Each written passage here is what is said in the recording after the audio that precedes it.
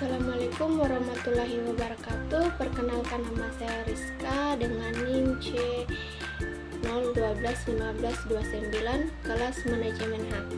Di sini saya akan mempresentasikan salah satu usaha, yaitu usaha bengkel, di mana untuk memenuhi salah satu tugas mata kuliah studi kelayakan bisnis.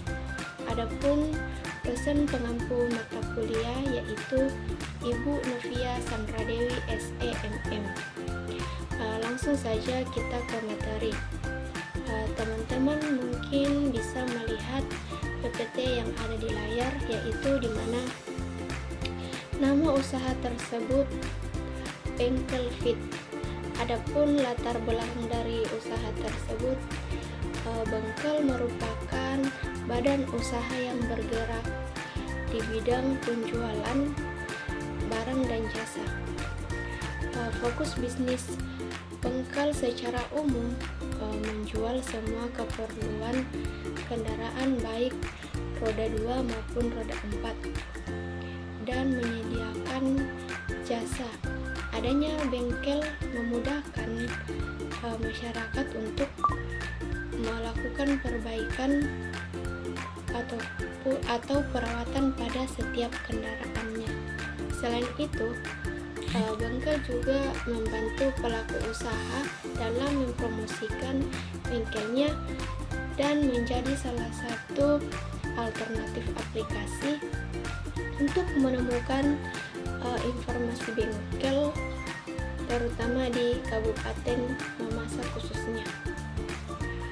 Peningkatan populasi kendaraan motor di kalangannya semakin meningkat, khususnya di Kabupaten Mamasa. Peningkatan penjualan sepeda motor ini menunjukkan indikasi daya beli masyarakat semakin membaik, bahkan hampir setiap orang punya dan membutuhkan sepeda motor. Maka memanfaatkan peluang usaha dalam servis atau perawatan motor karena pesatnya penjualan motor di wilayah kami. Langsung pada analisis segmen pasar. Adapun analisis segmen yang kami lakukan yaitu yang pertama, pelajar, di mana pelajar dari segmen ini yang suka memodifikasi motor kami sangat siap, dikarenakan pengetahuan modal utama para mekanik adalah memodifikasi motor. Yang kedua itu pekerja kantoran, di mana pekerja kantoran mereka kerja di tengah. Pada segmen ini kondisi motor sangat diperhatikan sama mereka, entah mereka akan membuat lebih irit, dan ada juga yang lebih mementingkan tenaga motornya. Yang ketiga itu komunitas motor, di mana banyaknya kumpulan motor dapat dimanfaatkan dengan baik apabila memberi kesan yang baik. Memberi kesan yang baik kepada salah satu anggota kelompok mereka, karena mereka memiliki sifat promosi dari mulut ke mulut dengan baik. Yang keempat itu tukang ojek. Dari setiap sudut jalan banyak sekali para pengguna customer dengan motornya, dikarenakan mereka juga bekerja dengan mengandalkan kendaraannya, dan dalam hal ini kami memberlakukan kebijaksanaan khusus bagi tukang ojek. Nah, kita lanjut ke strategi pemasaran. Adapun strategi pemasaran yang kami gunakan yaitu yang pertama, penawaran khusus dan diskon, di mana kami akan menawarkan diskon untuk layanan pertama dan memberikan diskon khusus untuk pelanggan yang sering melakukan perawatan rutin di bengkel kami. Yang kedua itu pemasaran digital, di mana kami akan memanfaatkan media sosial untuk mempromosikan layanan sebagai testimoni pelanggan, serta konten terkait motor seperti tips perawatan atau review produk.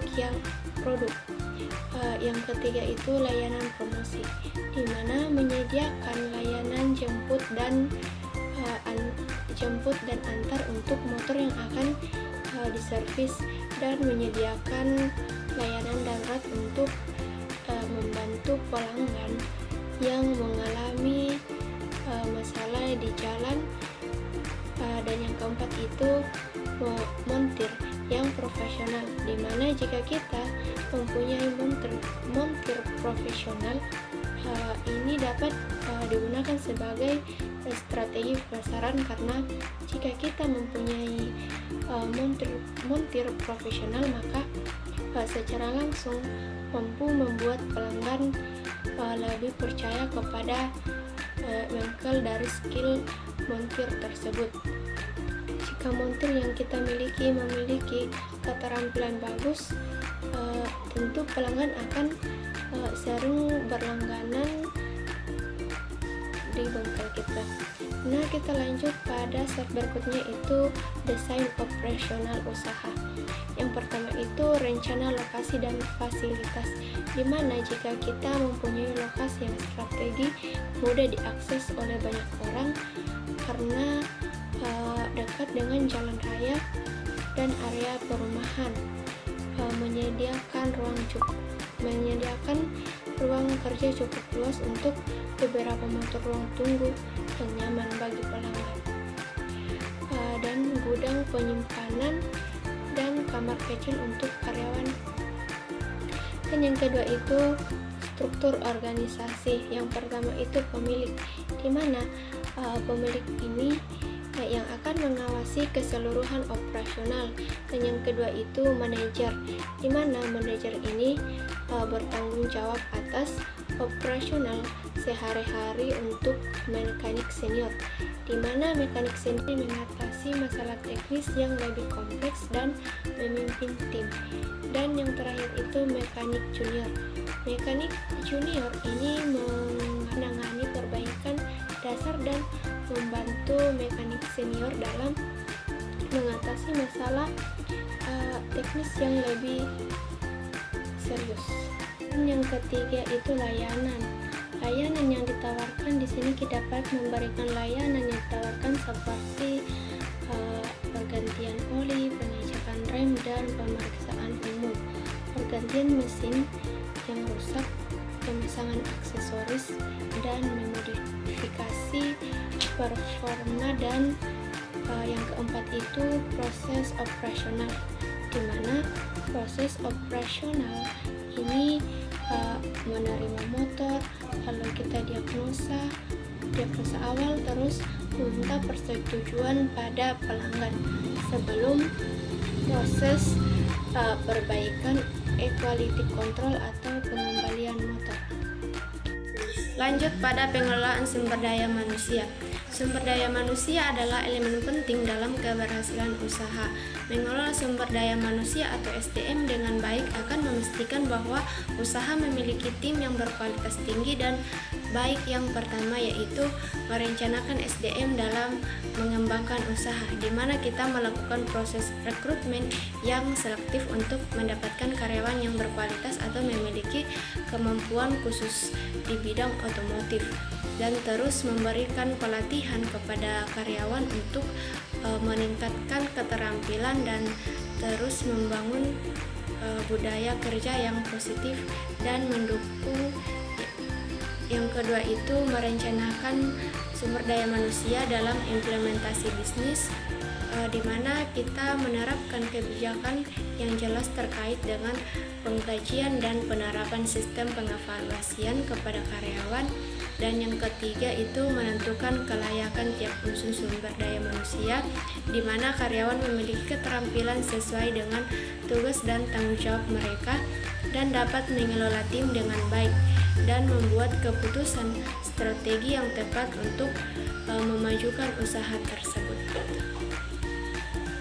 Lanjut, rancangan anggaran pendirian usaha setelah kami estimasi maka memerlukan modal sebanyak yang pertama itu sewa tempat 10 juta per tahun, yang kedua keperluan bengkel 17 juta, yang ketiga alat-alat administrasi 8 juta, yang keempat promosi 5 juta, pembangunan bengkel 10 juta. Jadi total modal atau rencana anggaran pendirian usaha bengkel sebesar Rp45.500.000.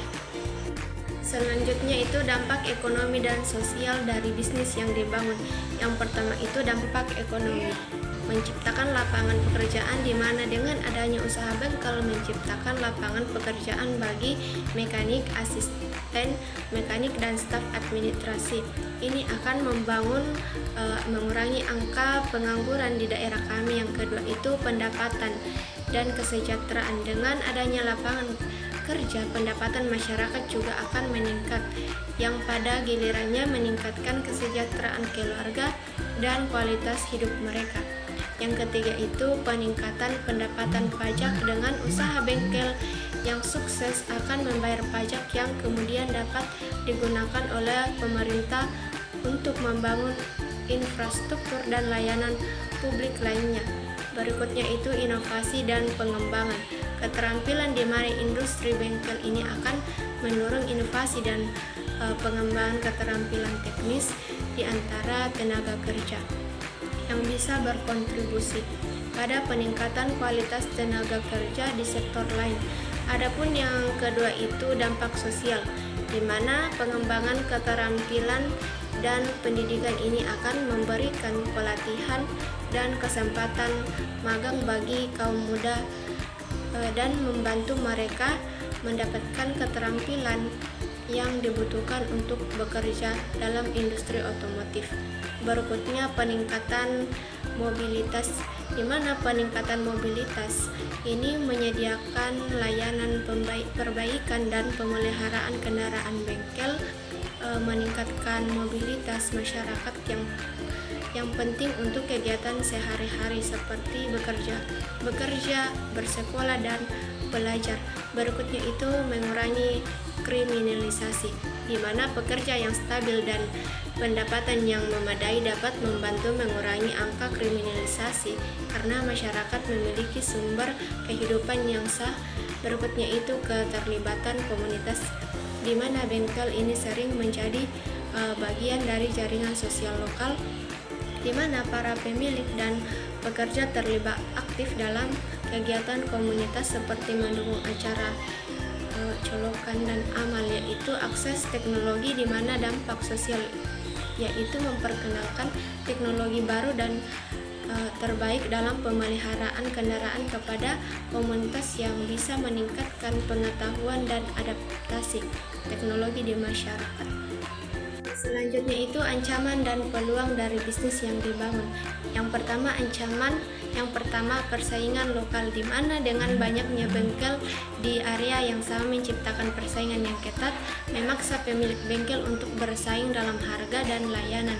Terbatas tenaga terampil pendidik yang berpengalaman, di mana sulitnya menemukan dan mempertahankan teknis yang terampil dan berpengalaman dapat menghambat kualitas layanan operasional bengkel. Berikutnya itu perubahan teknologi kendaraan, di mana kendaraan modern semakin kompleks dengan teknologi canggih yang memerlukan alat khusus dan pelatihan tambahan untuk melakukan perbaikannya. Dan yang terakhir itu fluktuasi harga suku cadang, di mana harga suku cadang yang tidak stabil dapat mempengaruhi margin keuntungan, terutama jika bengkel tidak bisa segera menyelesaikan harga jasa. Dan yang kedua itu peluang peningkatan kepemilikan kendaraan, di mana dengan semakin banyak orang yang memiliki kendaraan pribadi menciptakan permintaan terus-menerus untuk merawat dan memperbaiki kendaraan. Berikutnya itu kalau kolaborasi dengan dealer dan showroom, di mana kerjasama dengan dealer dan showroom mobil untuk menjadi bengkel rujukan atau mitra resmi dapat meningkatkan volume pekerjaan. Terus inovasi dalam layanan pelanggan, di mana penerapan sistem reservasi online, update status, perbaikan melalui aplikasi dan program loyalitas pelanggan dapat meningkatkan kepuasan dan retensi pelanggan. Berikutnya itu pelatihan berkelanjutan, di mana dengan memberikan pelatihan berkelanjutan kepada teknis untuk mengikuti perkembangan teknologi kendaraan terbaru dapat meningkatkan kualitas dan efisien layanan. Berikutnya itu pemasaran digital, di mana memanfaatkan pemasaran digital melalui media sosial, situs web, dan iklan online untuk menarik pelanggan baru dan mempromosikan layanan unggul. Selanjutnya, strategi penguatan usaha. Adapun strategi yang dapat digunakan untuk memperkuat usaha bengkel yaitu yang pertama, meningkatkan kualitas layanan. Dengan meningkatkan kualitas layanan akan semakin menarik pelanggan untuk datang kepada bengkel karena memiliki peningkatan kualitas layanan yang baik. Yang kedua itu diverifikasi layanan, di mana selain perbaikan umum, tawarkan layanan lain seperti detailing, penjualan suku cadang, dan infleksi kendaraan, dan menyediakan layanan darurat 24 jam jika memungkinkan untuk menarik pelanggan yang membutuhkan bantuan di luar jam kerja normal. Yang ketiga itu pemasaran dan promosi, dengan memanfaatkan platform media sosial untuk mempromosikan layanan, menawarkan diskon dan berbagai testimoni pelanggan. Kita juga dapat bekerja sama dengan toko suku cadang, komunitas otomotif, atau dealer lokal untuk mempromosikan bersama dan terus membuat program loyalitas untuk pelanggan tetap dengan menanyakan diskon atau layanan gratis. Berikutnya itu teknologi dan inovasi, di mana sistem manajemen bengkel implementasikan software manajemen bengkel untuk mengatur jadwal perbaikan inventaris suku cadang dan catatan pelanggan dengan menggunakan alat diagnostik modern untuk mendiagnosa masalah kendaraan dengan lebih cepat dan akurat. Yang terakhir itu kerjasama dengan pemasok, dengan menjalin hubungan baik dengan pemasok, baik dengan suku cadang untuk mendapatkan harga yang lebih kompetitif dan pasokan yang stabil, guna suku cadang berkualitas untuk memastikan hasil perbaikan yang memuaskan dan mengurangi keluhan pelanggan. Selanjutnya itu harapan dari usaha yang akan didirikan. Semoga dengan adanya bengkel fit ini dapat membantu masyarakat, terutama pengguna kendaraan, dalam memperbaiki atau merawat kendaraannya. Semoga dengan adanya bengkel ini juga dapat mengurangi pengangguran sesuai dengan kompetitif yang mereka miliki, dan semoga bengkel ini terus maju dan berkembang ke depannya. Selanjutnya itu persiapan mental seorang wirausahawan. Persiapan mental seorang wirausahawan dalam usaha bengkel sangat penting untuk keberhasilan bisnis. Berikut adalah beberapa karakteristik sikap mental yang dibutuhkan, yaitu yang pertama, percaya diri. Dengan percaya diri, keyakinan diri yang kuat memungkinkan wirausahaan untuk mengambil keputusan yang tepat dan menghadapi tantangan yang lebih baik. Selanjutnya itu berani, di mana berani untuk mengambil resiko dan mencoba hal baru memungkinkan wirausahaan untuk berinovasi dan meningkatkan kualitas jasa yang diberikan. Yang ketiga itu optimis, wirausahawan untuk tetap semangat dan berfokus pada tujuan meskipun menghadapi kegagalan atau hambatannya. Yang keempat itu kreatif, di mana kemampuan berpikir kreatif memungkinkan wirausahawan untuk mencari solusi inovatif dan meningkatkan kualitas jasa yang diberikan. Yang kelima itu adaptif, di mana kemampuan beradaptasi memungkinkan wirausahawan untuk menghadapi perubahan pasar dan teknologi dengan lebih baik. Yang terakhir itu disiplin, di mana sikap disiplin memungkinkan wirausahawan untuk mengatur waktu dan sumber daya dengan lebih baik serta membangkitkan semangat untuk mencapai tujuan. Sekian, Assalamualaikum warahmatullahi wabarakatuh. Terima kasih.